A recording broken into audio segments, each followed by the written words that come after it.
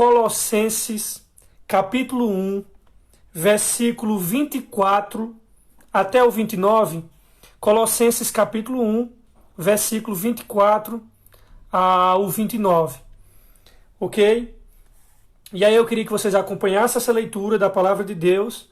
E aí nós iremos começar o nosso estudo. E se Deus assim nos permitir, hoje nós iremos concluir. Colossenses capítulo 1, versículo 24 até o 29. Diz assim a palavra de Deus: Regozijo-me agora no que padeço por vós,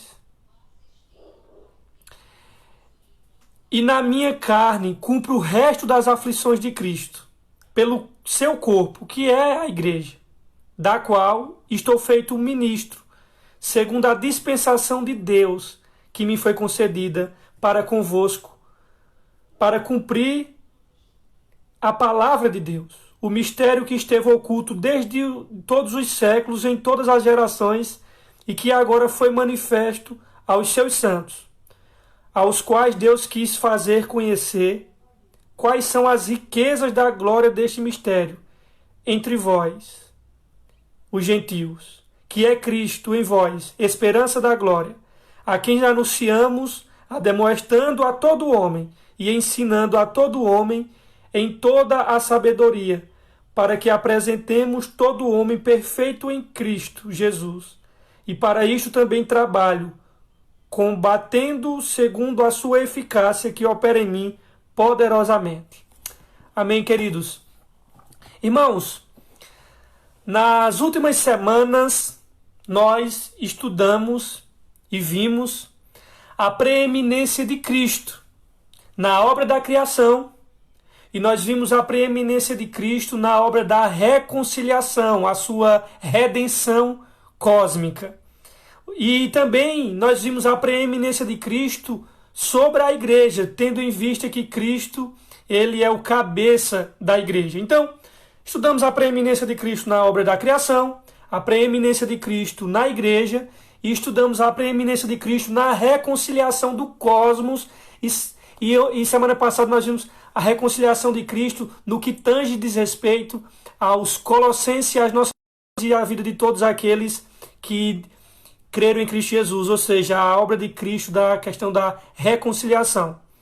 E os últimos 6 versos que nós acabamos de ler, do capítulo 1, ele descreve o mistério que Paulo fala que estava oculto antes dos tempos.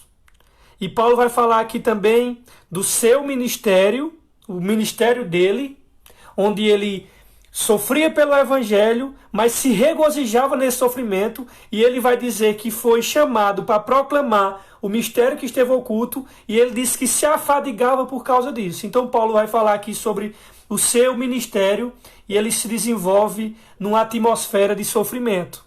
E aí, queridos, a primeira coisa que eu quero destacar aqui com vocês, que esse parágrafo aqui que nós estamos vendo, basicamente ele fala sobre 3 pontos. Sofrimento alegre. Esse é o primeiro ponto. Paulo vai falar de um sofrimento, de uma alegria no sofrimento, um sofrimento alegre. A segunda coisa que ele vai nos mostrar é a respeito da proclamação fiel do evangelho. Proclamação fiel do evangelho. E a terceira e última coisa que o apóstolo Paulo vai falar é sobre trabalho árduo. Então esses três elementos aqui servem como baliza para nós, na realidade, alinharmos as nossas expectativas em relação ao evangelho.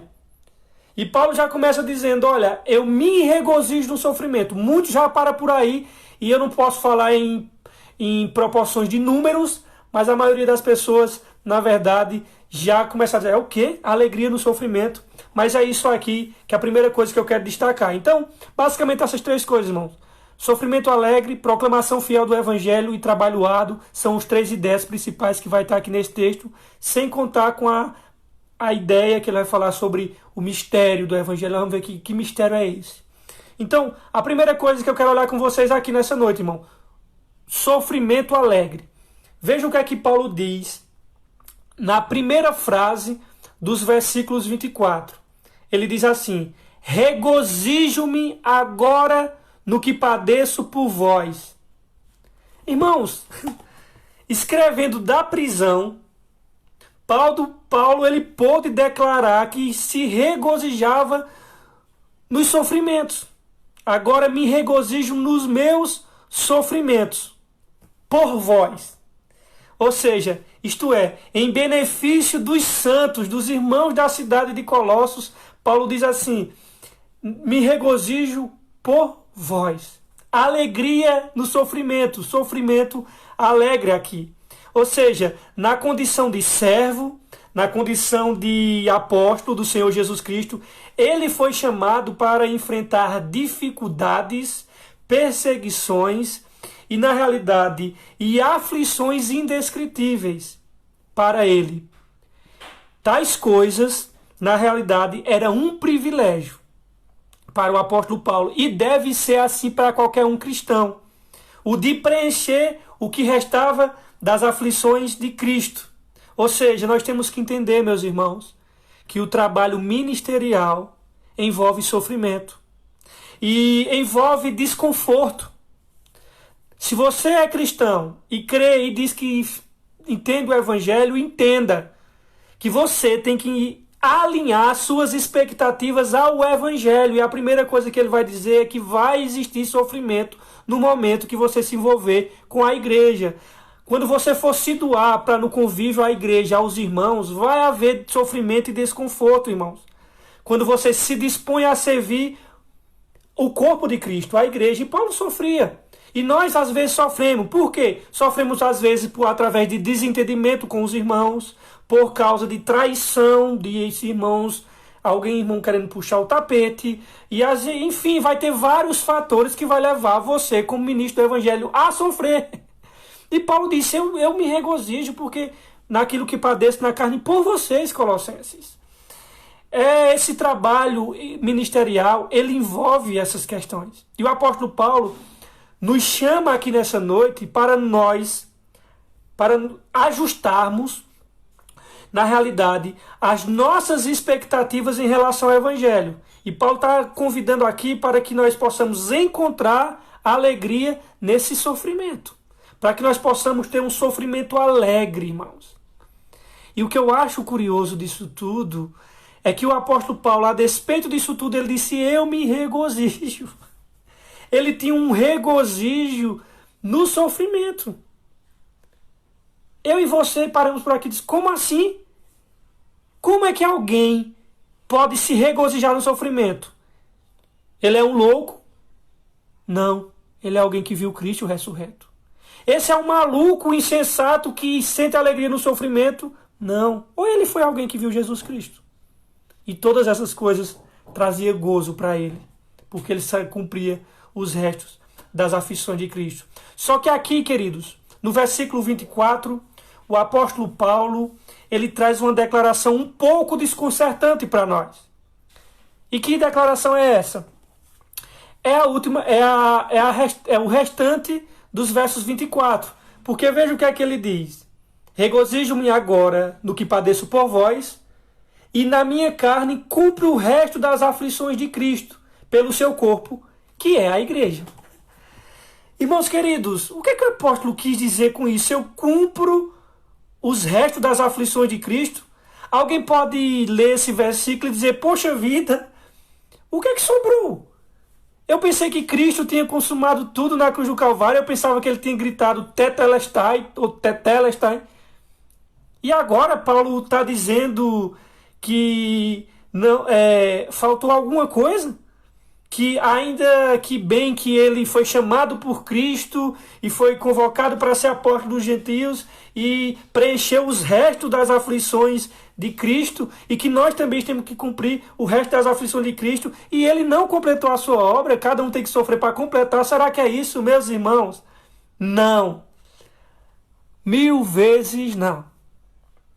Não era isso que o apóstolo Paulo estava querendo dizer quando diz: eu vou cumprir os restos das aflições de Cristo, dando a entender que tinha alguma coisa inacabada, alguma coisa a fazer que Cristo deixou. Isso não só é errado, como é uma heresia com letra maiúscula, não com H apenas maiúsculo, com todas as letras maiúsculas. O trabalho de Cristo foi completo, o trabalho de Cristo foi consumado, porque ele já realizou de maneira cabal, plena e definitiva o que o Pai tinha colocado em suas mãos. Mas por quê? Ou o que é que o apóstolo está querendo dizer quando ele diz assim, cumpra os restos das aflições de Cristo? Então, primeiro, vale destacar o que não é que ele está dizendo. Ele não está dizendo que falta algo à obra de Cristo. Então, entenda bem isso daqui, irmãos. Antes de eu dizer o que é, eu vou dizer o que não é. E convém esclarecer que tais aflições não têm nenhuma relação com o sofrimento expiatório de Jesus Cristo na cruz do Calvário para ganhar a nossa salvação. Esse resto das aflições de Cristo não tem nada a ver com isso. Esse sofrimento de Cristo na cruz do Calvário já foram cumpridos de uma vez para sempre e ninguém pode compartilhar deles. Ninguém pode compartilhar. Isso aí foi único, singular e irrepetível. Então, nada mais falta no sofrimento vicário do Senhor Jesus e ninguém poderia completá-lo vicariamente. Se ele, o grande Senhor Jesus, o Filho amado, o primogênito de toda a criação, tivesse omitido algo. Não é isso. Os sofrimentos de Cristo, a que Paulo faz menção aqui, não correspondem aos sofrimentos expiatórios da redenção, da reconciliação. Esse foi completo, cabal e não pode ser completado. Ok? Então, já definimos logo de cara o que não é.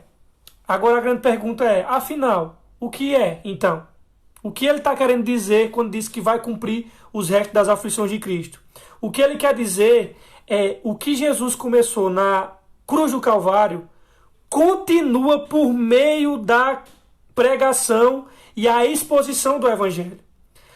Por exemplo, irmão, se o Mestre, o nosso Salvador, o Senhor Jesus Cristo, tivesse morrido e ressuscitado sem que alguém tivesse anunciado, interpretado e explicado e proclamado esses fatos no mundo e os seus atos, tudo se limitaria àquele dia em que Cristo morreu e amanhã que ele ressuscitou. Então, ele não está aqui, Paulo diz, quando ele diz assim, estou completando o resto das aflições de Cristo, ele não está completando o que falta. Na realidade, Paulo aqui ele era uma extensão, na realidade era um braço de extensão de Cristo na terra. Ou seja, Paulo, ele era o braço de Cristo na vida da comunidade dos Colossos. Era isso que ele estava querendo dizer. Então, o sofrimento de Cristo já chegou ao fim, irmãos. Não tem mais o que cumprir. Mas o seu corpo, isto é, a igreja, ainda sofre ao permanecer firme na fé. Essas aflições relacionadas à igreja, ela está vinculada ao testemunho cristão, à confissão de fé ousada, genuína e não covarde. Então, as aflições a que Paulo se refere dizem respeito às pressões da vida, às perseguições e o sofrimento que Paulo suportou por causa do Evangelho. Em momento algum, esse termo aqui é usado para o sofrimento sacrificial de Jesus Cristo. Então, nós temos que entender o seguinte, assim como o mundo perseguiu a Cristo, ele vai perseguir também a igreja, por causa de Cristo, por causa do Senhor Jesus Cristo. Paulo diz a Timóteo, na sua carta, em 2 Timóteo, no capítulo 3, versículo 12, ele diz que todos aqueles que querem viver piedosamente, consagradamente, fielmente, padecerão perseguição. Isso é um fato. Então as aflições de Cristo são a herança dos cristãos. As aflições de Cristo em nossas vidas são proporcionadas à nossa fidelidade. Pode perceber, irmãos, os cristãos que não experimentam muita aflição, as aflições de Cristo, talvez estejam cortando as suas cruzes para torná-las mais leves. Ou seja, querendo ser amigo do mundo, sem na realidade, ser fiel ao Senhor Jesus Cristo, Como já disse um pastor aqui do Brasil, que na realidade a igreja não é mais fiel por ser perseguida. Na realidade, ela é mais perseguida por ser mais fiel. Então, às vezes as pessoas dizem, não, se viesse o sofrimento, a igreja seria mais fiel. Na realidade, se ela fosse mais fiel, ela seria mais perseguida, irmãos. Embora Cristo não esteja no mundo hoje presente fisicamente, mas aflições são como setas destinadas a Jesus Cristo e que cravam-se na realidade em seus discípulos e nos seus seguidores. Então, nós acabamos cumprindo os restos das aflições de Cristo, não no sentido salvífico, mas no sentido de sermos corpo dele, e as setas que são lançadas nele colocadas sobre os discípulos. Por exemplo, quando Paulo mesmo perseguiu a igreja, o Senhor ele matava os cristãos, ele obrigava os cristãos a blasfemarem, mas veja o que é que Cristo diz: por que tu me persegues? Mas as flechas que era para Cristo era destinada nos irmãos da igreja. Então, neste sentido, é que todo verdadeiro cristão que está sofrendo em seu lugar, ele está cumprindo os restos das aflições de Cristo, não no sentido salvífico, mas no sentido de que se perseguiu o Senhor, vai perseguir os servos também. É isso que a palavra de Deus mostra. É interessante que quando Paulo vai dizer cumpre os restos das aflições de Cristo, eu me lembro lá em Filipenses. Vocês sabem que Paulo fundou a igreja de Filipenses e foi a igreja que manteve um vínculo mais próximo de intimidade, de consideração e de amor com o apóstolo Paulo. E o apóstolo Paulo era a igreja que ele mais amava mesmo, na verdade era Filipenses. E quando Paulo estava preso lá em Roma, os irmãos de Filipos mandaram uma oferta em dinheiro para ele e não tinha como chegar lá a comunidade inteira. Então eles pegaram um irmão chamado Epafrodito. Epafrodito não é Epáfras aqui de Colossenses, é Epafrodito de Filipenses. E mandaram Epafrodito como uma extensão do braço da igreja de Filipos para chegar até Paulo. E Paulo diz aos filipenses assim: foi bom vocês terem tomado parte em minha aflição. Paulo diz: vocês tomaram parte na minha aflição ao enviar a oferta de dinheiro através do vosso amado fiel irmão Epafrodito. Então, na realidade, Paulo, aqui, ele era um braço do Senhor Jesus Cristo, uma extensão do Senhor Jesus Cristo na vida dos colossenses. Nesse sentido é que ele cumpria os restos da aflição de Cristo. E essas aflições de Cristo, irmãos, não terminaram com sua morte. Terminaram o plano salvífico. Ali terminou na cruz do Calvário. Mas os sofrimentos da igreja por só compactuar com Cristo, ser solidário em relação a Ele, isso perdura através dos séculos na vida dos seus fiéis seguidores. E os apóstolos se alegravam em sofrer por Cristo Jesus. No capítulo 5 de Atos, versículo 41, Pedro vai dizer a Tiago que deve se regozijar por sofrer em nome do Senhor Jesus Cristo. Paulo, falando aos filipenses, ele diz assim: olha, filipenses, a vocês não foi dado apenas o privilégio de quem em Cristo, mas o privilégio de sofrer por ele. Paulo encarava o sofrimento através de Cristo, por causa de Cristo, como um privilégio. E de fato o é. Quando o cristão sofre por causa de Cristo, ele deve considerar isso uma honra. Quem diz isso é Pedro. Pedro diz: olha, se vocês são vituperados, se vocês sofrem por causa de Cristo, uma grande honra repousa sobre vocês. O apóstolo Pedro diz assim: vocês são honrados em sofrer o nome de Cristo. E de fato, irmãos, isso é uma grande honra. E Cristo disse que os que sofrem por ele receberão e serão bem-aventurados, receberão as suas recompensas. Então, as aflições que o apóstolo Paulo sofreu na carne eram em favor do corpo de Cristo, isso é, a igreja. Ele diz isso no final do versículo 24, ele diz: resto das aflições de Cristo pelo seu corpo, que é a igreja. Então, se às vezes você está decepcionado com o convívio da sua igreja, que a igreja, meu irmão, sofra. é um privilégio. Paulo vai dizer, a primeira coisa que vocês têm que fazer é alinhar as expectativas de vocês ao Evangelho. Porque as três coisas que nós estamos vendo é hoje. Sofrimento alegre, proclamação fiel e trabalho árduo. Nós estamos apenas no sofrimento alegre. Paulo se regozijava em sofrer pelo nome de Cristo. E isso é verdade, isso não é apenas um discurso verborrágico, não. O apóstolo Paulo, lá em Filipenses, quando ele fundou lá no capítulo 16 de Atos, quando ele vai lançado na prisão, ele e Silas, o que é que ele faz? Se não meia-noite, louvar e, na realidade, orar a Deus. Lá em Filipenses, lá em Atos 16, que é a fundação da igreja de Filipos. Então, o sofrimento de Cristo, de fato, chegou ao fim, mas a da sua igreja não. Então, o cristão não pode sofrer, irmãos, como um ladrão. Eu vou citar Pedro, por exemplo, 1 de Pedro, capítulo 4, versículo 15 a 16. Pedro vai dizer assim, vou fazer uma paráfrase. Pedro diz, vocês não podem sofrer como um malfeitor, como um ladrão, ou pela alguma coisa ruim que vocês fizeram. Que glória vai ter essa? Meu irmão, se eu sofro por causa de uma desobediência minha, por causa de um pecado meu, que glória é essa? Isso não tem nada a ver com as aflições de Cristo, meu irmão. Isso tem a ver com o seu pecado, com a sua desobediência. Agora, aí Pedro diz assim, mas se você sofre por amor a Cristo, por obediência a Ele, você receberá recompensas especiais. Irmãos, tem sofrimentos que não tem nada a ver na vida do crente com ele ser fiel ao Evangelho. Pelo contrário, tem sofrimentos que é oriundos da sua desobediência. Jonas é um exemplo disso. Jonas sofreu a fúria de Deus, a tempestade e tudo isso. Mas sabe por causa foi? Por causa da desobediência dele. Pecados, às vezes, ou na maioria deles, os pecados traz sofrimento, traz consequências. Mas você vai ver também que os discípulos, obedecendo ao Senhor Jesus Cristo, no mar da Galileia, à noite, o que é que teve? Uma tempestade. Jonas teve uma tempestade desobedecendo. Os discípulos tiveram uma tempestade no centro da vontade de Deus.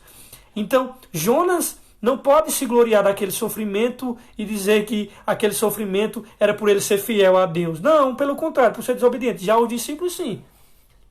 Então, o sofrimento que o apóstolo Paulo experimentava não era sofrimento oriundo de sua desobediência, mas sim por ser fiel ao Evangelho do Senhor Jesus Cristo. Então, e você vai perceber, por exemplo, o sofrimento dos não salvos, dos ímpios. Em um certo sentido, eu não estou sendo absoluto, mas em um certo sentido, o sofrimento dos ímpios, das pessoas que não têm Jesus Cristo, são totalmente sem sentido e sem propósito. Nenhuma dignidade, irmãos, está vinculada ao sofrimento dos incrédulos. Pelo contrário, o sofrimento dos incrédulos aqui na terra, se não o conduzir a um quebrantamento para Deus, esses sofrimentos de lá aqui na terra, na realidade, eles estão apenas saboreando de antemão os horrores do inferno. Mas não é assim conosco, que somos fiéis, e se formos fiéis ao Senhor, o nosso sofrimento, ele tem um grande propósito. Então, os ímpios quando desobedecem, desobedecem quando sofrem aqui, é apenas um aperitivo do que vai encarar lá nas trevas eternas, para todo sempre. Não são as aflições de Cristo, como o apóstolo Paulo estava sofrendo. Quando alguém, irmãos, a experimenta, quando alguém crê em Cristo Jesus, ele também sofre de maneira real. Eu não preciso procurar o sofrimento. À medida que eu sou fiel ao Senhor Jesus Cristo, na verdade, as aflições de ser cristão vai vir aqui. Então, nós olhamos aqui a primeira coisa, sofrimento alegre, mas agora a gente vai olhar agora proclamação fiel da mensagem do Evangelho, o ministério fiel. E aí eu quero destacar com vocês algumas coisas aqui do versículo 25. Vejam o que é que o apóstolo Paulo ele diz aqui nos versos 25. Ele diz assim, do qual o quê, irmãos? Do qual eu estou feito ministro, segundo a dispensação de Deus. Vamos parar por aqui. Irmãos, Paulo já se serviu da expressão no versículo 23. Do qual o quê? Evangelho. Ele já tinha se servido dessa expressão, do qual. Agora ele repete aqui a expressão do qual. Irmãos, Você vai perceber, contudo, que há uma grande diferença de significado aqui. Paulo não era apenas servo de Cristo, como ele vai dizer aqui. No final do verso 23, ele diz: eu, Paulo, feito ministro. No final do verso 23, ele diz: eu, Paulo, feito ministro.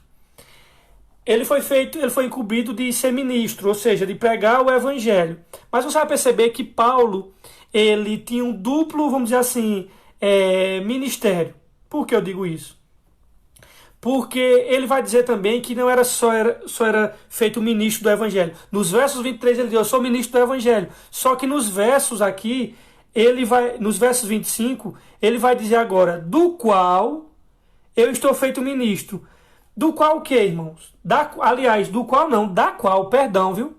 Da qual, versículo 25 ele não diz do qual, mas da qual. Da qual o quê? Da qual igreja. Nos versos 23, quando ele diz: estou feito ministro, ele está dizendo que é ministro do evangelho. Nos versos 25, quando ele diz da qual, ele está dizendo da qual igreja. Ele é ministro do evangelho e ele era ministro da igreja, irmão, servo da igreja. E ser servo da igreja é ser servo de servos. Porque o que é a igreja? São os filhos de Deus, mas são os servos de Deus também. Então Paulo, quando ele diz que era da qual estou feito ministro, ele estava dizendo que era ministro da igreja. E por consequência ele era servo dos servos. O apóstolo Paulo, então, ele exerce um duplo ministério aqui. Há uma diferença aqui de significado. Ele era servo de Cristo, ministro do evangelho, mas também ele era servo da igreja. Ou seja, servo do povo de Deus aqui. Então ele foi chamado, primeiro, ele foi chamado incumbido para pregar o evangelho, como ele diz no finalzinho do versículo 23, mas em segundo lugar, ele foi enviado a ensinar o mistério de Cristo à igreja. Então ele prega o evangelho ao mundo e ele também exerce o papel de ensinar a igreja. E basicamente é esses dois pilares, irmãos, que nós servimos a Deus. Na realidade, nós pregamos para a salvação dos perdidos e ensinamos para a edificação da igreja, para a glória de Deus. Então esse é o que... Salvação dos perdidos, edificação do seu povo para a glória de Deus. E aqui nós podemos extrair daqui uma preciosa lição desses versos, quando ele diz assim: do qual estou feito ministro. E qual é a lição que nós devemos extrair aqui? Que é uma lição oportuna, pertinente para todo servo de Deus que seja sincero. Você vai perceber que quando Paulo diz que é ministro da igreja, aqui, é que nós temos que entender que não é da vontade de Deus, irmãos, que nós preguemos a mensagem apenas para os perdidos e depois que eles se converterem, em seguida nós deixá-los eles por conta própria para eles se virarem. Isso não glorifica a Deus, isso não faz parte do plano de Deus.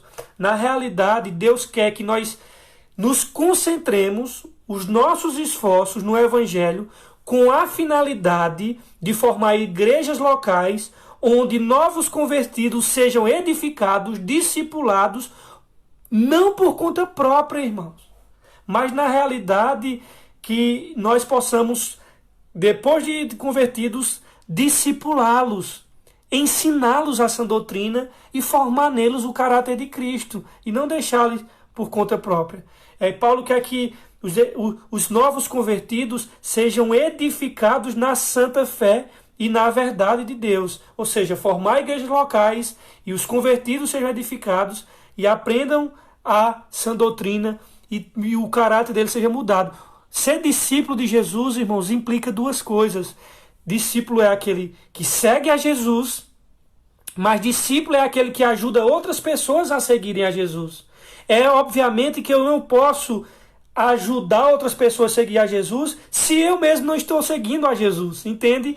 Então, mas eu quero que você entenda o discipulado dessas duas perspectivas, aonde eu sigo ao Senhor Jesus e eu ajudo outras pessoas também a seguir ao Senhor Jesus, ensinando, dando exemplo, e também outras pessoas vão me ajudar também a seguir o Senhor Jesus, me incentivando, sendo exemplo. É assim nessas perspectivas que Deus quer. Deus não quer que apenas a gente proclame o Evangelho e deixe as pessoas por conta própria. É obviamente que nem sempre irá para tomar conta e discipular. No momento que você vai para um hospital, no momento que você está pregando em um ônibus, ali você vai...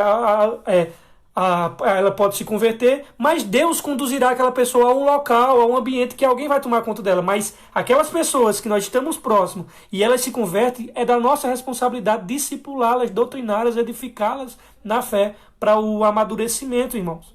É isso que glorifica o Senhor. Então, aqui em Colossenses, nós vemos você vai ver dupla preeminência. Nós vimos a preeminência de Cristo na criação, a preeminência de Cristo na reconciliação. Nós também estamos vendo aqui uma dupla reconciliação. Nós vimos semana passada a reconciliação do cosmos e a reconciliação dos pecadores. E agora nós estamos vendo um duplo ministério. O ministério de Paulo, na realidade, como ministro do Evangelho, e também o ministério de Paulo como ministro e servo da igreja. Então, quando Paulo diz que é ministro do Evangelho, é porque ser ministro do Evangelho não é um posto de honras humanas, de ostentação pessoal, de vaidade, onde ele vai se servir do Evangelho. Não, é um campo de serviço, irmãos. Ministério e ministro do Evangelho é alguém que serve, que se dá, que se doa, que sofre e que labuta e que se desgasta e que se afadiga.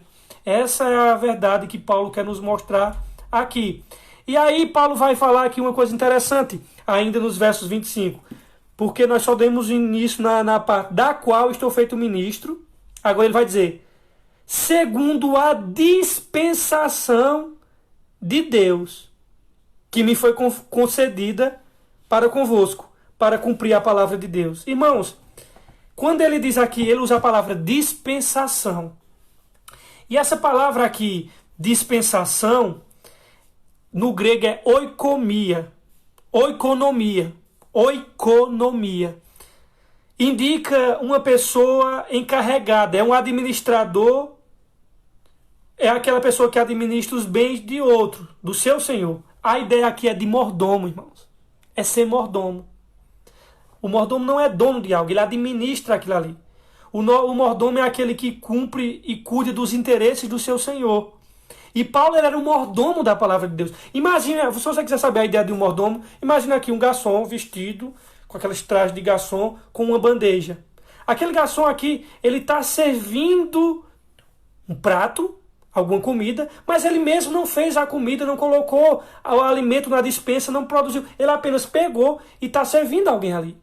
Nós somos mordomos, irmãos. Nós não inventamos o Evangelho, nós não criamos o Evangelho, Deus nos deu o Evangelho e nós devemos entregar esse Evangelho. Deus nos salva, nos dá a palavra e nós agora devemos entregar essa palavra que Deus deu para nós. É claro que a maneira que Deus deu a palavra para Paulo não foi como ele deu para mim e para vocês. No ministério dos apóstolos, a palavra de Deus e as revelações elas vinham direto de Deus. E eles recebiam ela de primeira mão. E o que é que eles fez? Eles escreveram essa palavra que receberam de primeira mão. Ela está aqui registrada para nós. E agora nós temos, depois de 2000 anos, essa palavra registrada e nós podemos proclamá-las. Nesse sentido, não só é para os apóstolos. Os apóstolos se distinguem da gente no sentido de que eles recebem a revelação de primeira mão. E nós apenas perpetuamos aquilo que recebemos deles. Mas todos nós somos ministros do Evangelho. Todos nós somos mordomos que temos que entregar a palavra que já nos foi dada. Se eu entrego algo a você, no objetivo de você entregar outro a alguém, você tem a responsabilidade de entregar aquele alguém. E Deus nos dá a mordomia para que nós possamos pegar o que Ele nos dá e servirmos aos outros. Paulo era o mordomo da palavra de Deus. Ele diz assim, no versículo 25, que me foi concedida, ou algumas traduções dizem, que me foi confiada. Paulo está pensando aqui nos colossenses, remidos gentios. O apóstolo Pedro foi enviado a pregar a quem? Aos judeus. Por isso que Paulo diz, a Pedro foi dado o ministério da circuncisão, a mim o da incircuncisão. O que é que ele estava querendo dizer com isso? Pedro se focou no público judaico, eu nas nações gentílicas. E é isso que o apóstolo Paulo diz aqui. E aí, irmãos, além de ser um mordomo, o apóstolo Paulo, ele vai se colocar aqui agora como proclamador do ministério. Nós vimos agora a primeira coisa, que sofrimento alegre, agora a proclamação fiel do evangelho. E o apóstolo Paulo vai dizer isso aqui nos versos 26, meus irmãos. Ele diz assim, olha, o mistério que esteve oculto desde todos os séculos, em todas as gerações, e que agora foi manifesto aos seus santos. Irmãos, no Novo Testamento, a palavra mistério não é aquela coisa oculta, enigmática, é aquela coisa mística, é aquela coisa de mistério no sentido de misticismo, de espécie de maçonaria. Não. No Novo Testamento, mistério é uma verdade que não fora revelada, porém agora é manifestada ao Filho dos Homens por meio dos apóstolos, dos profetas do Novo Testamento. Trata-se de uma verdade que o homem jamais poderia atingir pela própria inteligência, mas que Deus, por sua graça, quis se revelar. Porque nós só conhecemos Deus porque Deus quis se revelar. Se Deus não quisesse se revelar, nós não tínhamos condições de conhecermos a Deus. Então, mistério não inclui a ideia de uma doutrina incompreensível. Oh, isso é mistério. Não dá para entender. Não é isso. Não é uma doutrina incompreensível, mas uma verdade anteriormente oculta que agora foi divinamente revelada por Deus. É isso que é um mistério. E o mistério é um segredo santo, oculto no passado, mas revelado no presente pelo Espírito Santo de Deus. Esse é o mistério que o apóstolo Paulo fala. E esse mistério consistia no fato de que a glória e a esperança do Evangelho não era apenas para os judeus, mas também para todos os homens em todas as partes, mas que nem judeus e nem gentios entendiam que mistério era esse. E ele vai dizer daqui a pouco, e nós vamos estudar que mistério é esse. E aí o que é que acontece? Esse mistério que estava oculto, antes, estava oculto para Abraão, por mais que ele teve uma percepção, alguns lampejos da revelação, mas mesmo antes, na dispensação antiga, Pedro vai dizer que eles profetizaram, mas não entendia mesmo do que estava falando, e eles não profetizavam para ele mesmo. É obviamente que alguns do Antigo Testamento tiveram alguns lampejos, mas ele não teve a revelação clara, total e meticulosa do que esse mistério era esse. O que era que Deus ia fazer. Então, esse mistério aqui, irmãos, é o quê? Aqui, Cristo, o mistério de Deus, identifica-se com a palavra de Deus. Então nós temos aqui a palavra de Deus. Paulo quando era ministro, ele pegava o quê? A palavra de Deus. Nós temos a palavra escrita de Deus, que até então era o Antigo Testamento. E nós temos a palavra encarnada de Deus, que é Jesus Cristo. O verbo se fez carne, o verbo é o Logos, é a palavra de Deus. E de todas as manifestações de Cristo, de todas as manifestações da palavra de Deus, seja ela a palavra oral, seja ela a palavra escrita, registrada, ou seja ela a palavra encarnada, eu quero quero que vocês entendam uma coisa. Cristo é o centro e o alvo supremo disso tudo, porque a palavra escrita falava dele. A palavra oralmente transmitida, nós pregamos Cristo. Então ele é o alvo supremo de tudo isso. O mistério de Cristo que estava oculto, quando Paulo diz assim, no início dos versos 23, o mistério que esteve oculto de todos os séculos. Irmãos, que mistério é esse? O mistério da pessoa e da obra estava oculto no Antigo Testamento. E para muitos continua oculto por causa da cegueira espiritual daqueles que na realidade nunca foram iluminados pelo Espírito Santo e estão com a percepção vedada, cegos para enxergar essa revelação de Deus. E aí Paulo vai falar agora, se ele falou do mistério que teve oculto, agora ele vai mostrar que o mistério está revelado. Vê o que é que ele diz na continuação dos versos 26. O mistério que esteve oculto, desde todos os séculos, em todas as gerações, e que agora foi manifestado aos seus santos. Esse mistério que esteve oculto não é algo mais incompreensível, mas é algo revelado. Mas foi revelado a quem, meus irmãos? Paulo diz, aos seus santos. E eu não vou me perder aqui descrevendo o que é santo, porque no meu primeiro estudo, Colossenses 1, eu gastei tempo para explicar o que são os santos. E eu sei, obviamente, que essa live atinge várias pessoas e que muitas delas não têm tanto conhecimento. E os santos são aqueles que foram separados por Deus e para Deus, não são canonizados em margens de gesso, não são essas coisas. Mas o texto está dizendo que esse mistério que esteve oculto foi revelado aos santos. Irmãos, só os salvos têm a percepção de quem é Jesus Cristo e do seu significado.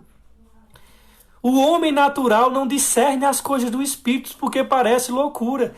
Isso, depois vocês podem tomar nota. 2 aos Coríntios, capítulo 2, versículo 14 e 2 aos Coríntios, capítulo 2, versículo 3 e 4. O homem natural não discerne as coisas do Espírito. Por isso que esse mistério que esteve oculto, Paulo diz, foi revelado aos seus santos. Essa percepção espiritual, ela não é fruto da sabedoria humana, nem da ciência e nem do ritual de iniciação de religiões de mistério, irmãos. Mas é consequência da revelação do Espírito Santo de Deus. O homem natural não discerne as coisas de Deus. Nós podemos conhecer porque Ele, Deus, se revelou para nós. Assim como Pedro só pôde conhecer a verdadeira identidade de Jesus Cristo quando ele disse, tu és o Cristo, o Filho do Deus vivo. Jesus disse, tu és um homem feliz, tu és um homem bem-aventurado. Mas eu quero, Pedro, que você saiba que não foi carne e sangue que te revelou isso. Foi meu Pai que está nos céus. Então, irmãos, nós só podemos conhecer porque Ele se revelou para nós. Essa é a grande verdade. A verdade de que esse mistério que esteve oculto foi revelado aos seus santos. Aí ele vai dizer uma coisa interessante, versos 27 agora. Aí ele diz, aos quais quem? Santos, aos quais Deus quis fazer conhecer. Irmãos, eu vou parar por aqui. Aos quais Deus quis fazer conhecer. Aos quais quem? Santos. Ele quis, foi vontade dele, soberana, unilateral, e sem barganha e sem reciprocidade. Ele quis, o Deus quis fazer conhecer. Às vezes nós achamos que Deus está brincando de esconde-esconde com a gente. Oh, meu Deus, eu queria saber qual é a tua vontade. A vontade de Deus é Cristo para você, meu irmão. Que você conheça Jesus Cristo. É isso que o apóstolo Paulo está dizendo. Aos quais Deus quis fazer conhecer. Quais são aí vem que ele diz, quais são, versículo 27 ainda, quais são as riquezas da glória deste mistério entre os gentios, que é Cristo em vós, esperança da glória. Meus irmãos, Deus tem um tesouro para nós, Ele quis fazer conhecer. Às vezes nós preocupados com as coisas das nossas vidas, do nosso mundinho, Deus tem algo mais para nós, a riqueza de Cristo Jesus. O próprio Cristo Jesus é a riqueza da glória. Então, Cristo em vós, Paulo diz no final do versículo 7, esperança da glória. O mistério é o próprio Cristo. O mistério é Cristo em todas as suas riquezas, realmente morando no coração e na vida dos crentes gentios por meio do Espírito Santo, irmãos. Esse era o mistério que teve oculto. Antes do pecado, irmãos, antes de o homem cair, o homem tinha plena comunhão com Deus. Entretanto, o pecado rompeu o ser humano com Deus. Isaías diz que os nossos pecados fazem separação entre nós e o nosso Deus. Deus decidiu, então, depois do pecado, fazer uma morada entre o povo judeu, entre uma nação étnica, o seu povo, Israel. E ele fez uma morada que era o santuário móvel, aquele tabernáculo, que está escrito lá em Êxodo, capítulo 25, versículo 8. Então ele começa agora a tabernacular com o povo. Depois da queda. Com todos os povos? Não, com o povo judeu naquele momento ali. De maneira especial, é claro. Ele é o Deus de todas as nações. Mais tarde, a presença de Deus se fez perceber no templo de Jerusalém. Agora já não é mais no tabernáculo, é no templo de Jerusalém. Segundo Crônicas, por exemplo, capítulo 7, versículo do 1 ao 3. Mas foi na plenitude dos tempos, irmãos.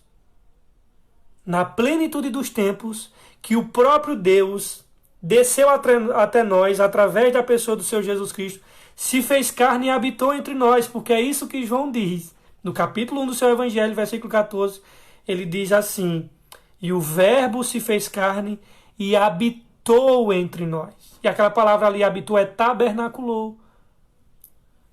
E habitou entre nós, e vimos a sua glória, como a glória do Pai. Ele diz, cheio de glória e majestade, né? E vimos a sua glória como a glória do unigênito do Pai. Então, irmãos, é Cristo Jesus aqui que o apóstolo Paulo está dizendo. Então, agora Paulo vai dizer outra coisa. Não que Cristo agora habita apenas entre nós, porque ali João está dizendo, ele habitou entre nós. Mas Paulo agora foi além. Paulo vai dizer agora que Cristo habita em nós e não apenas entre nós. Ele habita dentro de nós. Deus habita em ti, meu irmão. Deus habita em mim. Essa habitação é pela fé. E não é uma habitação temporária de um inquilino ou de alguém que aluga numa espécie de Airbnb. Não, não é isso. Na realidade, a habitação de Cristo não é uma estada. Na realidade, não é uma estadia temporária. Mas Cristo é uma habitação perene para todo sempre. Cristo não é um inquilino, irmãos. Ele é o dono da casa. A habitação de Cristo no cristão é a garantia da glória. Cristo em vós, esperança da glória. E nós sabemos que esperança é certeza de acordo com a Bíblia. Não é aquela coisa vaga, indefinida. E aí Paulo vai mostrar agora o ministério pastoral dele. Eu falei aqui sobre a questão do sofrimento alegre e ainda eu estou no tópico de, na verdade, a proclamação fiel do Evangelho. Mas a grande pergunta é, como é que essa proclamação, Rafael, fiel do Evangelho, o que é que ela envolve? Vamos ler o início do versículo 28? Como é que eu posso saber que eu proclamo o Evangelho de maneira fiel? Versos 28 vai dizer qual é a maneira. Ele diz assim, a quem é Cristo, irmãos, aqui? A quem anunciamos, ademoestando a todo homem e ensinando a todo homem. Vou parar por aqui. Veja o que é que ele diz. A quem quem? Cristo, Jesus. O a quem que ele usa aqui é falando de Cristo. A quem anunciamos, ademoestando a todo homem e ensinando a todo homem. Irmãos, grava essas duas palavras. Ademoestando e ensinando. Essa proclamação fiel envolve anunciar a Cristo. É aqui que ele deixa o singular, como ele estava dizendo, eu sou ministro, eu sou, e agora ele passa para o comum. É aqui nesses versos 28 que esse chamado específico que Paulo tinha como apóstolo, como ministro do ministério de proclamador, deixa de ser específico dele e passa a nos envolver todos os remidos. E aí Paulo vai dizer, o qual anunciamos. A minha diz assim, né? A quem? Mas alguma tradução pode dizer, o qual anunciamos. E ambos estão falando de Jesus Cristo. Esse o qual ou a quem faz referência a Cristo. Como é que eu sei que faz referência a Cristo? Se você olhar no versículo 27, você vai saber que ele está falando de Cristo. No final do versículo 27, ele vai dizer, Cristo em vós, esperança da glória. Ele vai dizer, o qual ou a quem anunciamos. Então ele está falando aqui de Cristo. Nós anunciamos Cristo. Então ele o apóstolo Paulo está querendo dizer que a primeira coisa de um proclamador ele tem que pregar é a Cristo Jesus. O proclamador anuncia Cristo. E quem são? Agora veja que interessante, que ele diz assim, a quem anunciamos. Ou seja, ele colocou aqui no plural. Ele não disse eu anuncio, ele disse anunciamos, nós anunciamos. E aí nós devemos perguntar o seguinte, o proclamador anuncia Cristo, mas a grande questão é, e quem são esses nós anunciamos no plural? Quem são esses nós? Se você for voltar no capítulo 1, versículo 1, você já vai identificar duas pessoas. Porque no capítulo 1, versículo 1 diz assim, Paulo, apóstolo de Jesus Cristo, pela vontade de Deus, e o irmão Timóteo. Então, no versículo 1, no mínimo, Paulo e Timóteo. Nós temos aqui já dois. Já faz um sujeito no plural aqui, Paulo e Timóteo. Na leitura mais adiante, se você continuar a leitura, nós vamos ver que também envolve Epáfras. Porque note comigo e leia comigo os versos 7, que diz assim, como aprendestes de Epáfras, nosso amado conservo, que para vós é um fiel ministro de Cristo. Então você vai perceber que também Epáfras aparece aqui. Paulo, apóstolo, Timóteo e Epáfras não são apóstolos. Paulo era, os dois não. Então não é uma atividade exclusiva para os apóstolos, irmão, o sentido de proclamar o evangelho. A atividade exclusiva dos apóstolos era dar a nós as revelações de primeira mão do próprio Senhor Jesus Cristo. Essa revelação, ela cessou, não há mais apóstolos hoje em dia. Então, o que nós precisamos saber já está aqui. Eles deixaram registrado. Está aqui, irmãos. Não precisamos mais de nada. E nós anunciamos isso aqui. Timóteo anunciou isso aqui, Epáfras fez isso, e todos os remidos ao longo dos 2000 anos de história da igreja, nesses 2000 anos, têm anunciado Cristo. E nós também devemos anunciar Cristo Jesus, esperança da glória. Agora você vai perceber uma coisa interessante, irmãos, nessa proclamação do evangelho. Porque Paulo, ele vai dizer que os colossenses também tinham que fazer isso. Isso não era só para Paulo, era para os colossenses. Se vocês leem Colossenses 3,16, ele falando da comunidade de Colossos, ele vai dizer uma coisa interessante. Ele diz, versículo 3,16: a palavra de Cristo habite em vós abundantemente, em toda sabedoria. Ele vai dizer, ensinando-os e ademoestando-vos uns aos outros. Eu quero parar por aqui. Observe que a palavra ensinar e ademoestar aparece aqui, como também aparece no versículo do capítulo 1, versículo 28. Volte para o capítulo 1, versículo 28, porque a palavra ensinar e ademoestar aparece também. Então é aqui que eu quero que você preste atenção, irmãos. Ele usa para os colossenses e, por inferência, para nós também, todos nós estamos envolvidos em anunciar Cristo. Claro que, embora todos nós estejamos envolvidos, nós temos dons diferentes, em lugares diferentes, e no corpo de Cristo, que é diverso, no corpo diferente de Cristo. Cada um tem a sua função. Mas é nossa tarefa, nós somos proclamadores de Cristo, Jesus, e nós anunciamos Cristo, e interessante é que ele é o nosso... essa é a nossa missão principal, agora, que é anunciar Cristo. Só que o apóstolo Paulo, ele vai qualificar e ele vai nos mostrar e vai nos ensinar a maneira como é que nós anunciamos Cristo. De que forma é que nós anunciamos Cristo? Ele vai dizer, o versículo 16, o versículo 28 e o que nós olhamos, capítulo 3, 16, ele diz, ensinando e ademoestando. Então, como é que nós anunciamos, proclamamos o evangelho? Advertindo a todo homem, e na realidade nós anunciamos a Cristo, ensinando a todo homem. Se você quer saber como é que você anuncia Cristo, meu irmão, como é que nós anunciamos, é na realidade ensinando a todo homem e ademoestando a todo homem. Ou melhor dizendo, como ele diz aqui, ademoestando a todo homem e ensinando a todo homem. A palavra aqui, quando ele diz advertindo, essa palavra aqui, advertir, foi através dessa palavra que foi desenvolvida o conselho de aconselhamento. O conceito de aconselhamento, ele foi desenvolvido esse conceito através dessa palavra aqui, advertindo, aconselhamento. Então nós anunciamos Cristo aconselhando as pessoas. Essa é a primeira parte, é a primeira perspectiva das duas. Nós anunciamos Cristo ensinando. Esse é o segundo aspecto. Então, existem dois aspectos de anunciar Cristo. Um é corretivo e o outro é instrutivo. O corretivo é advertindo a todo homem. O instrutivo é ensinando a todo homem. É uma tesoura, irmãos, que corta em linha reta. Nós anunciamos Cristo Jesus. Corrigimos e instruímos. É isso que Paulo diz. Essa tesoura aqui que corta em linha reta. Você ademoesta os homens, ou seja, aconselhando, advertindo eles, e depois você ensina a eles.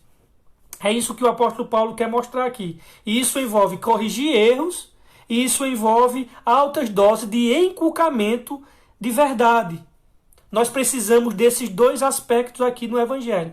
Você proclama o Evangelho, é óbvio, tem que proclamar, e nessa proclamação envolve isso. Você ademoesta os homens, e depois você ensina a eles o caminho, qual é o caminho, dizendo qual é o caminho. Então, quando nós precisamos, quando saímos do caminho, nós precisamos de instrução. E às vezes nós pensamos só nos incrédulos.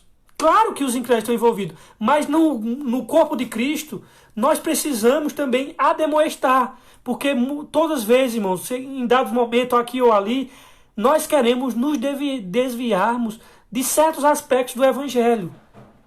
E andar conforme. E nós precisamos ser ademoestados, ademoestando e corrigindo. Então, nós precisamos corrigir quando saímos do caminho, quando se sai do caminho, e nós precisamos instruir dizendo qual é o caminho que deve trilhar.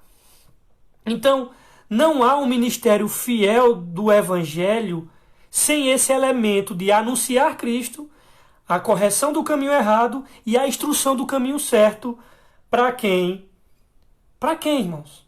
Como é que eu, na realidade, anuncio a Cristo, aí vou mostrando aqui a correção, vou corrigindo o caminho e instruindo o caminho certo, mas isso é para quem, meus queridos? Paulo vai dizer agora. Paulo vai dizer para quem é. Leia comigo os versos 28. A quem anunciamos, ademoestando a todo homem e ensinando a todo homem, irmãos. A todo homem. Em toda a sabedoria. É a todo homem, irmãos. Não há acepção de pessoas. Paulo diz a todo homem. Para todo homem. E o conteúdo é esse. Advertir e ensinar em toda sabedoria. A nossa passagem aqui já adianta onde está toda essa sabedoria. Onde é que está essa sabedoria? Se vocês perceberem, no capítulo 2, versículo 3, que nós vamos estudar semana que vem, se Deus nos permitir, ele vai dizer, ele já vai adiantar onde é que está toda essa sabedoria. Para a gente não estar procurando, não, tem que ser sábio, mas de onde é que está essa sabedoria? Capítulo 2, versos 3. Em quem estão, ele está falando de Cristo, em quem estão escondidos todos os tesouros da sabedoria e do conhecimento. Então, essa sabedoria que ele fala aqui, nos versos 28 do capítulo 1, é Cristo Jesus. Ele já adianta aqui para nós. Nós proclamamos aqui, a nossa passagem aqui, nós proclamamos Jesus Cristo, irmãos. E essa sabedoria de Cristo, o que seria anunciar a sabedoria de Cristo? É anunciar a mente de Cristo para o mundo. Olha, a mente de Cristo é assim. Os valores dele é assim, é os seus valores do seu reino. É a cosmovisão cristã. Nós proclamamos é a mente de Cristo. Porque esse mundo, na melhor das hipóteses, a mente dele está cauterizada pelo pecado e Satanás domina a mente do homem. Mas nós proclamamos Cristo, a mente de Cristo. E aí, irmãos, nós somos chamados para fazer isso, proclamar o Evangelho, advertindo e instruindo. E qual é o propósito disso?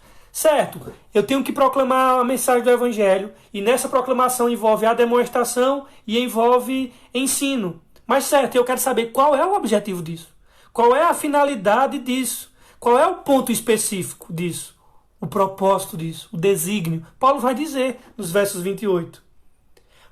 Finalzinho dos versos 28. Para que apresentemos todo homem perfeito em Jesus Cristo.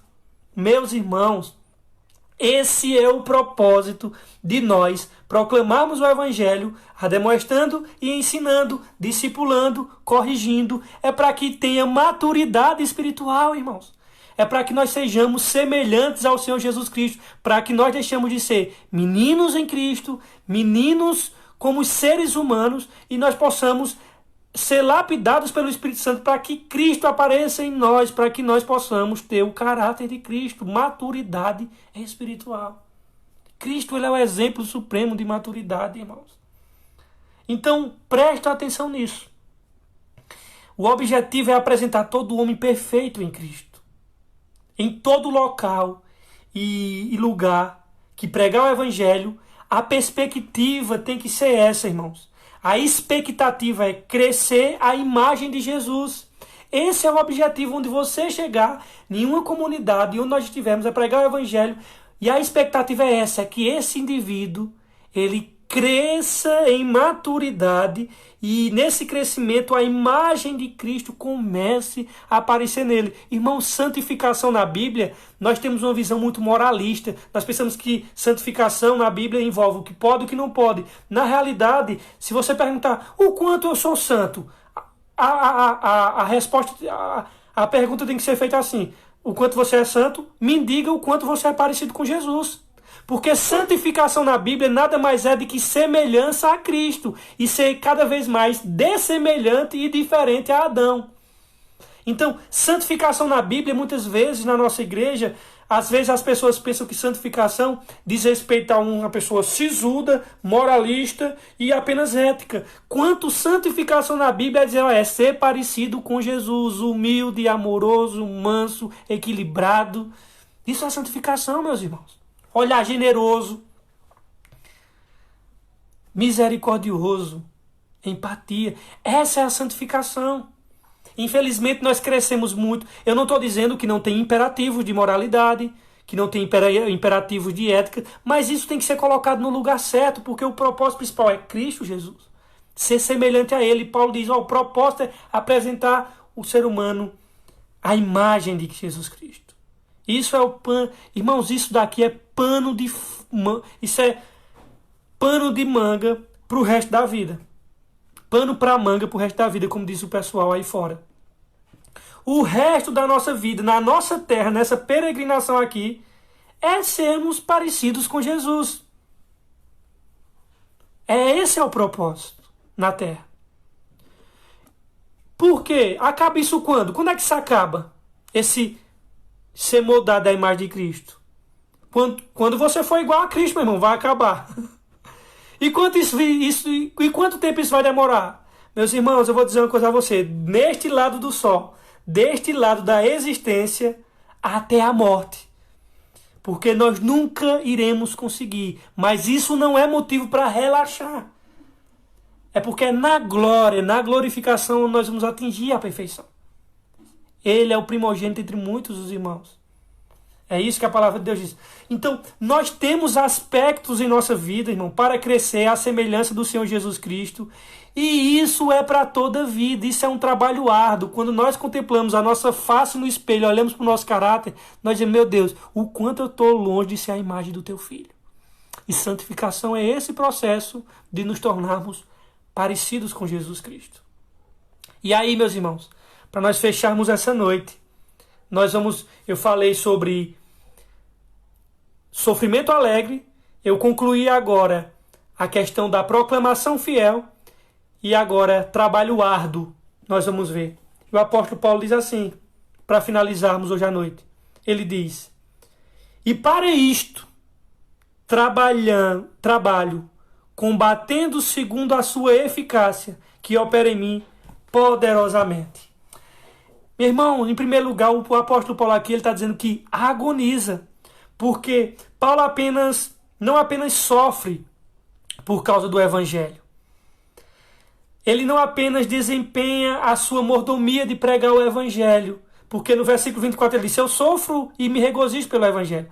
No versículo de número 25 ele diz que é mordomo do evangelho, como vocês viram aqui comigo, de pregar o evangelho. Nos versículos 25 e 28 ele também trabalha de maneira a se afadigar com afinco e denodo, esforçando-me. Irmãos, quando ele diz, olha, para isso trabalho combatendo segundo a eficácia, a palavra que Paulo usa aqui é a ideia de agonizar.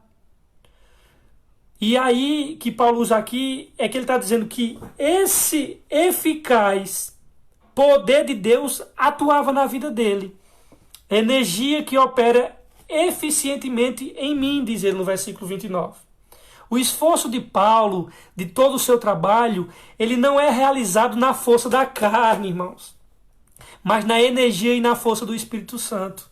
Quem realiza a obra de Deus precisa fazer no poder de Deus. Deus não reconhece nenhum serviço para ele que não seja do seu próprio poder. Então, e interessante que ele diz, para isso trabalho e para isso também trabalho, combatendo segundo a eficaz poder que opera em mim, poderosamente. Irmãos, o que eu acho interessante é que às vezes nós estamos cansados, às vezes da vida cristã, mas de acordo com o apóstolo Paulo, mesmo nós, cansados, aqueles que estão com comunhão com Deus, Deus age nele com esse poder. E o apóstolo Paulo, quando ele vai falar de poder, no capítulo 1, versículo de número 11, se vocês perceberem, 1:11, ele diz assim: fortalecidos em todo o poder, segundo a força da glória, em toda paciência e longanimidade com gozo. Essa palavra poder aqui é a palavra do dinamis no grego, de onde vem a palavra dinamite. E o apóstolo Paulo aqui na oração aos Colossenses, eles oravam para que os colossenses tivessem um modo de viver digno do Evangelho. E uma das manifestações que ele vivia desse modo digno, que vivia dessa forma coerente com a mensagem do Evangelho, Paulo disse que orava para que eles pudessem ser fortalecidos com todo o poder. E aí quando chega no versículo do capítulo 1, versículo 29, que é o que nós estamos analisando, ele estava vivendo de modo digno do Evangelho. Por quê? Porque ele está cansado. Ele está cansado aqui, irmãos. Ele está afadigado. Ele trabalha. Ele diz assim, para isso eu me afadigo. Ou seja, trabalho, estou cansado. Mas interessante é que esse poder que Deus operava nele eficazmente não anulava o fato de se cansar. Porque às vezes você está no Evangelho e às vezes eu estou cansado da igreja, cansado de... E às vezes você diz, cadê esse poder? É esse poder que está mantendo você em pé, meus irmãos. Esse poder de Deus operava em Paulo, sendo fortalecidos com todo o poder. Isso não exclui a possibilidade de nós nos afadigarmos e nos cansarmos. Então, se você está cansado e acha que o poder de Deus não está sobre você, porque você está cansado, porque você está fraco, ou se achando espiritualmente, entenda. Ah, não, mas eu não acho que o poder de Deus não está em mim, porque eu estou muito cansado, ou estou muito mal espiritualmente. Nós vamos nos cansar, irmãos. Nós vamos descansar em Cristo. E essa fadiga é resultado de quê? Da luta contra os efeitos da queda do pecado no mundo. Mas isso nos faz lutar com esperança. Porque nós somos fortalecidos com o poder de Deus. Então tenhamos ânimos, no meu irmão. Tenhamos ânimos nessa carreira cristã. Sofrimento alegre, proclamação fiel do Evangelho e trabalho árduo. É isso que deve nos fazer ajustar as nossas expectativas na tarefa do ministério do Evangelho. E nós iremos sofrer. Isso é uma coisa que eu quero que você entenda, irmão. Nós iremos sofrer. Conforto pessoal não é o nosso objetivo. Entenda bem. Não é o objetivo do Evangelho lhe trazer conforto pessoal. Nem um valor a se proteger. Nenhum valor deve ser protegido quando nós nos envolvemos, nenhum valor pessoal, quando eu falo, quando nós nos envolvemos no ministério do Evangelho. Se nós decidirmos que, na verdade, precisamos proteger o nosso tempo, os nossos recursos, tentando proteger o conforto pessoal, nós vamos nunca na vida usufruir das bênçãos do Evangelho em nosso meio e em nossas vidas. Então, quando nós nos envolvemos na proclamação do Evangelho fiel, de maneira sincera, precisamos entender e esperar 3 coisas. Em primeiro lugar, um sofrimento alegre, ou uma alegria do sofrimento. Segundo, anunciar Cristo envolve a correção de erros e doses de verdade acerca da pessoa de Cristo, ensinando as pessoas sobre ele. E você precisa se expor ao ensino, irmãos, da palavra de Deus. Não tem para onde você fugir disso. Você tem que se expor. Você precisa expor a palavra de Deus, que vem por meio do ensino e por meio da correção. E por quê, irmãos? Nós precisamos fazer isso. Por causa dessa nossa natureza carnal, nós temos resquício do pecado e nós cristãos muitas vezes queremos nos desviarmos da verdade do Evangelho. E pela graça de Deus, Ele faz as comunidades, as igrejas estarem presentes. E as igrejas presentes, nós no meio da igreja, quando nós estamos indo para um caminho que não agrada a Deus, e aí o que é que acontece? A comunidade vem, a igreja vem e nos instrui e nos aconselha, aconselhamento mútuo, e traz de volta para o prumo da verdade da palavra de Deus. O ministério genuíno vai produzir isso, um sofrimento alegre, vai requerer de nós proclamação fiel e produzir em nós um trabalho árduo. Em nenhum lugar das Escrituras, irmãos, é prometido no Evangelho para os apóstolos e para os seus representantes e para nós, um resort onde nós vamos viver nababescamente, na opulência, no fausto. Não.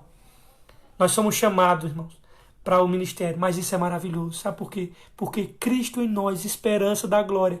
Deus, o Criador do universo, o arquiteto do universo, que criou o tempo. Chegou-se um tempo onde ele pega o apóstolo Paulo, o converte e diz: tu és o proclamador dessa verdade. Cristo em nós, para a esperança da glória, meus irmãos. Cristo é o maior tesouro. Isso daí nós devemos, às vezes nós não estamos com os olhos para enxergarmos as belezas e as virtudes em Cristo. Cristo é tudo que nós precisamos, irmão. Às vezes nós temos iguais os discípulos do caminho de Emaús, cego Jesus do nosso lado, e nós não enxergamos o Salvador. Isso é que era um mistério, isso faz todo o sentido depois da queda do caos. Cristo em nós, esperança da glória. Meus irmãos, dá vontade de chegar em Esdras e Neemias vai dizer: meu irmão, é Cristo, o sentido da vida é Cristo, é muito melhor do que esse muro que vocês estão aí regozijando. Sansão, aquele é um beberrão. O sentido é Cristo Jesus, esperança da glória. Ele é o Cordeiro. Agora tudo faz sentido. Em meio ao caos, em meio ao pecado, em meio à desordem, Cristo Jesus controla tudo isso. Irmãos, Cristo Jesus, ele controla aquilo que é incontrolável para nós. Diante do caos, nós achamos que está tudo perdido. Ele, na verdade, é o Senhor do universo. Cristo Jesus, esperança da glória. Que nós possamos nos regozijar nisso, irmãos, e entendermos que o mistério já foi revelado a nós. Deus abençoe. Até semana que vem. Obrigado, santos santos. E que Deus abençoe a todos vocês. Vamos estar orando e pedindo a bênção do Senhor sobre nossas vidas. Obrigado, Pai, por ter nos revelado um tesouro, a tua glória, que nós iremos usufruir. Cristo Jesus, o nosso Rei e Redentor. Obrigado, Deus, porque tu quis se revelar para nós. E nós te louvamos, porque se tu não tivesse se revelado, nós não teríamos capacidade de te conhecer pela nossa própria mente. Obrigado, Senhor, porque nós enxergamos hoje aquilo que Abraão, Davi e tantos outros não enxergaram. Estão enxergando hoje, mas tu se revelou a nós. Senhor, que nós possamos cada vez mais nos alegrarmos no sofrimento em solidariedade com Cristo, que nós possamos ser mordomos de tua palavra e possamos proclamar o Evangelho, ademoestando os homens e corrigindo eles, e nos afadigamos no trabalho do teu reino. É assim que nós queremos orar, Senhor, para a tua glória, em nome de Jesus. Deus abençoe, irmãos. Até sábado que vem. Qualquer coisa pode me chamar no zap. Tchau, tchau.